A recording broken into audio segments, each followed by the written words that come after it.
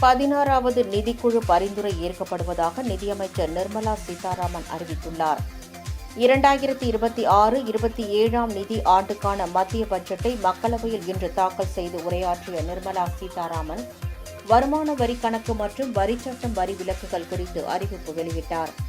அதன்படி வரும் ஏப்ரல் மாதம் முதல் புதிய வருமான வரிச்சட்டம் நடைமுறைக்கு வரும் எனவும், வெளிநாட்டு சுற்றுலாவுக்கான வரி பிடித்தல் 2% குறைக்கப்படும் எனவும் தெரிவித்தார்.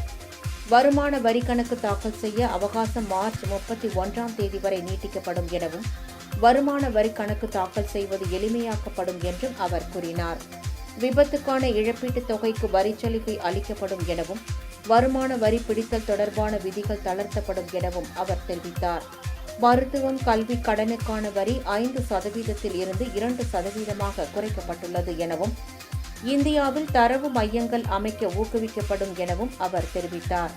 வரி சார்ந்த குற்றங்களுக்கான அதிகபட்ச தண்டனை 2 ஆண்டுகளாக குறைக்கப்படும் எனவும், வருமான வரி தாக்கல் தொடர்பான சிறு குற்றங்களுக்கு குற்றவியல் நடவடிக்கை இல்லை எனவும் தெரிவித்த நிர்மலா சீதாராமன், வெளிநாடு இந்தியர்கள் 6 மாதங்களுக்குள் சொத்து கணக்கை தாக்கல் செய்வதற்கான புதிய திட்டத்தை அறிவித்தார்.